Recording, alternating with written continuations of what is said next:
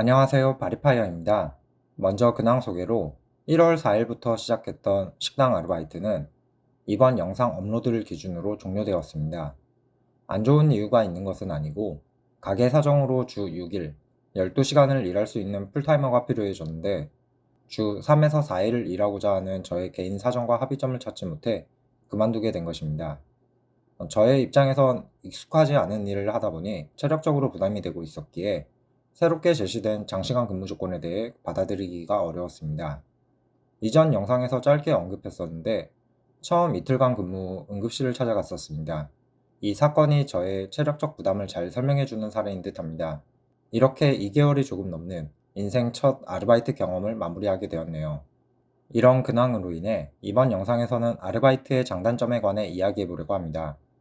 저는 직업군인 5년을 정규직으로, 핸드폰 액정 공장 생산직을 6개월, 크레인 기사를 계약직으로 4년간 거치면서 나름 여러 형태의 근로를 경험한 사람이기에 짧지만 처음 아르바이트를 해보고 느낀 장단점 분석이 의미가 있으리라 생각됩니다. 그럼 재밌게 봐주시면 좋겠습니다. 먼저 아르바이트의 장점으로 시작하겠습니다. 1. 다양한 근무 형태. 하루짜리 단기 아르바이트에서 주 6일까지 다양한 출퇴근이 존재하며 근무 시간도 3시간짜리 짧은 것에서부터 12시간짜리 장시간 근무도 있기에 자신이 원하는 급여나 생활 수준에 맞춰 지원할 수 있다는 장점이 있습니다.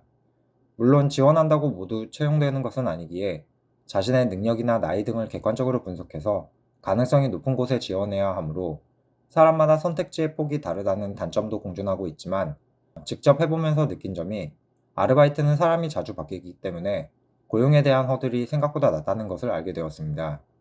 고용주나 고용인 양쪽의 상황에 따라 취업과 퇴사가 빠르게 이루어지기 때문입니다.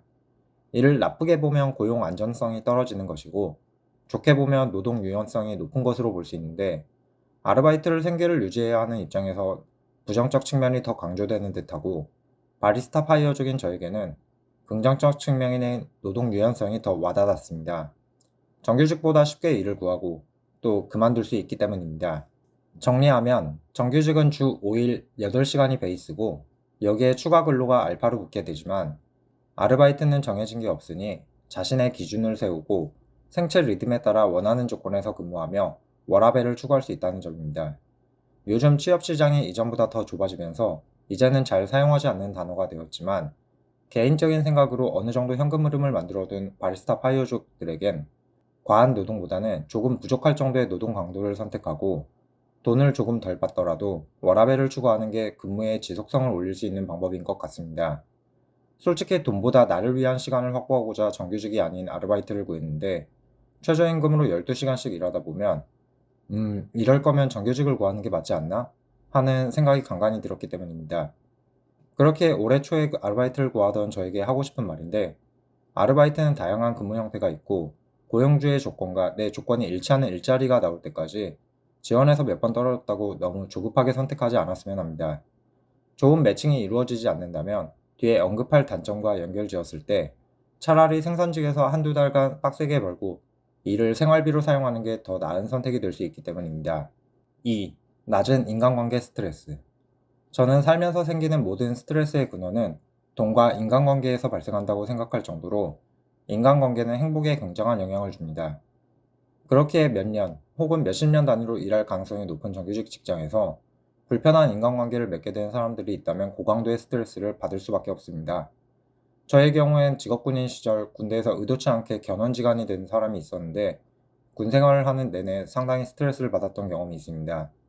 그런데 아르바이트로 계약을 맺고 일하는 경우엔 서로가 오래 만날 것이라는 기대감이 없고 대체로 근무 시간이 짧아 깊은 인간관계까지 이어지기가 어려웠습니다.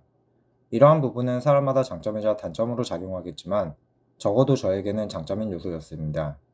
예로 일하면서 더 만나고 싶은 사람과는 퇴근 후에 한 잔 걸칠 수 있겠지만 회식과 같이 의무적으로 만나야 하는 일이 없기 때문에 만나고 싶지 않은 사람과는 딱 비즈니스 관계에서 끝낼 수 있어 관계 개선을 위한 노력이 필요하지 않다는 점이 너무 좋았기 때문입니다. 다만 사장님께는 좋은 인상을 주기 위해 노력했던 것 같습니다. 자본주의에서 돈을 주는 사람에게는 비즈니스 관계이더라도 최소한 척을 지는 일을 피하는 게 슬기로운 아르바이트 생활에 도움이 되는데 그렇다고 너무 친해지면 추가 근무 요청이 잦을 수 있기 때문에 적당한 거리감을 유지하는 게 필요한 듯 합니다. 3. 쉽게 배울 수 있는 일. 저는 라면 외에는 할 줄 아는 음식이 거의 없을 정도로 음식의 문외한이었고, 음식을 대체할 수 있는 알약이 나오길 바랄 정도로 맛에 대해 잘 모르는 사람이었습니다. 그럼에도 식당에서 일을 시작할 수 있었고, 일을 못해서 그만두는 게 아니라 조건이 맞지 않아 그만두게 된 만큼 아르바이트에게 요구되는 일은 대부분의 사람들이 빠르게 배울 수 있는 일이기에 보다 낮은 허들로 관련 직업에 대한 경험을 할 수 있습니다. 이번에 저는 짜장면, 볶음밥, 파스타, 리조또, 마라탕, 꿔바로우, 각종 튀김류까지 많은 요리를 배울 수 있었는데, 마라샹궈는 몇 번 도전해봤지만 도저히 감이 안 잡혀 포기했습니다.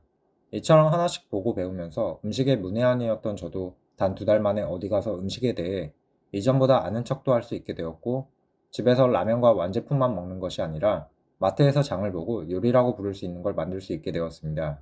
이러한 장점을 앞선 낮은 문턱과 연결지으면 성장하고 싶은 분야로의 경험치 혹은 경력을 보다 쉽게 쌓아갈 수 있습니다. 직원으로 들어갈 때와 다르게 고용주의 기대치가 낮기 때문에 처음엔 못해도 괜찮다는 점은 저처럼 소심한 사람에게 정말 굉장한 장점이었습니다. 물론 시간이 지나면서 점차 실력이 올라가야 한다는 전제가 있지만, 그럼에도 경력직을 요구하는 요즘 정규직 트렌드를 보면 처음부터 잘하는 사람들을 원하기에 시작부터 높은 기대를 만족해야 한다는 점은 상당한 부담이 될 것이기 때문입니다. 여기까지 장점 3가지를 다루었는데, 단점을 위한 빌드업도 조금씩 들어가 있다는 점 눈치채신 분들도 있을 거라 생각됩니다. 이제 본격적으로 저의 경험을 통해 느낀 단점에 대해 이야기해 보겠습니다. 1. 4대 보험, 주유수당 등 권리이자 의무가 잘 안 지켜지는 경우가 있다. 제가 아르바이트가 처음이라 우연일 수도 있겠지만, 일하는 기간 동안 4대 보험 가입이 안 되었기에 받은 월급에서 국민연금과 건강보험료를 따로 지출해야 했습니다. 이때 조금 쎄하긴 했지만 주 3일 근무할 수 있는 다른 직장을 찾으려면 시간이 더 걸릴 것 같았기에 당시엔 그냥 넘어갔지만, 저와 같은 바리스타 파이어족이 아니라 정말 해당 직장에서 경험을 쌓아 관련된 분야로 진로를 계획 중인 분들에게는 굉장히 불합리한 요소로 보였습니다. 국민연금을 최소치로 낸다는 것은 추후 받을 수 있는 나이가 되었을 때 최소값을 받는다는 걸 의미하고, 건강보험료와 합쳐서 월급에서 낸다는 것은 100만 원을 버는 경우 대략 5%가량 깎이는 것이기 때문입니다. 게다가 고용보험이 가입되지 않았기에 장기 근속 후 퇴사하더라도 구직급여를 신청할 수 없습니다. 그리고 시급 부분에서 사장님께서는 22시 이후 일하는 것에 대해 야간 시급 12,500원을 책정하여 주시면서 특별한 혜택으로 말했지만, 저는 주 40시간 이상 일했고 주휴수당을 받아야 했습니다. 하지만 월급 계산에서 이러한 부분은 모두 제외되었다는 점을 고려하면 사실 혜택이 아니라 당연히 받아야 하는 권리였습니다. 게다가 22시 이전에 일한 것에 대해서는 최저시급으로 계산되었기에 실질적인 저의 시급을 계산하면 11,000원에서 12,000원 사이였던 것 같습니다.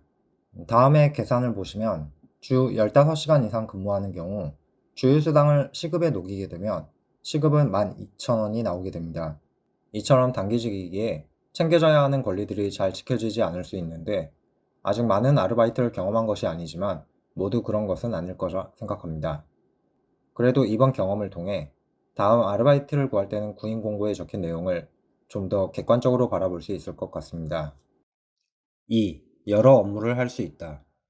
앞서 장점으로 쉽게 배울 수 있는 일에 대해 말했지만, 이를 단점으로 보게 되면 정해진 일 외에도 많은 일을 해야 함을 의미합니다. 저의 경우 홀서빙 및 주방 보조로 들어왔지만 여러 요리를 할 줄 알게 되었다는 건 주방 보조가 조금 더 폭넓게 해석되어 주문 접수부터 요리, 포장까지 했다는 것을 의미합니다. 간단하게 스페셜리스트보다 제너럴리스트가 더 선호되는 듯 합니다. 물론 소규모 자영업에서 일을 하는 것이기에 다양한 일을 소화해야 함은 이해하고 있어 불만은 없었지만, 저는 구인 공고에 적힌 업무 내용만 보고 해야 할 일을 지레짐작했다가 당황했던 기억이 있어 굳이 단점으로 뽑아봤습니다. 이때 작은 업장일수록 그와 관련된 업무들에 대해 미리 예상해야 적응을 더 빠르게 할 수 있을 것 같습니다. 이처럼 아르바이트는 다양한 경험을 할 수 있다는 점에서 장점이지만, 맡은 업무만 잘하면 되었던 이전 직장들과 비교했을 때 신경 쓸 게 좀 더 많다는 점은 단점으로 볼 수 있을 것 같습니다. 이 부분에서 제가 경험한 것은 아니지만 아르바이트를 많이 해봤다는 동료분과 이야기하며 들었는데, 시간이 짧은 일을 할수록 주어진 일만 하면 되는 경우가 많다고 하셨으니 참고해 보려고 합니다. 여기까지 인생 첫 번째 아르바이트를 마무리하며 느낀 장점 3가지와 단점 2가지에 다뤄봤습니다. 결국 직장은 사람과 사람이 만나는 장소이기에 어떤 사람과 일하냐에 따라 장점을 단점으로 바꾸거나 단점을 장점으로 만들 수 있기 때문에 앞으로는 구인 사이트의 근무 후기를 꼭 살펴보려고 합니다. 끝으로 다음부터 아르바이트 관련된 이야기는 근황에 대해 말할 때를 빼면 잘 다루지 않을 것 같지만 첫 번째 경험은 어떤 것이든 강렬한 기억이 되기에 이렇게 기록을 남겨봤습니다. 그럼 끝까지 시청해 주셔서 감사합니다. 구독과 좋아요는 더 좋은 영상으로 보답하겠습니다. 감사합니다.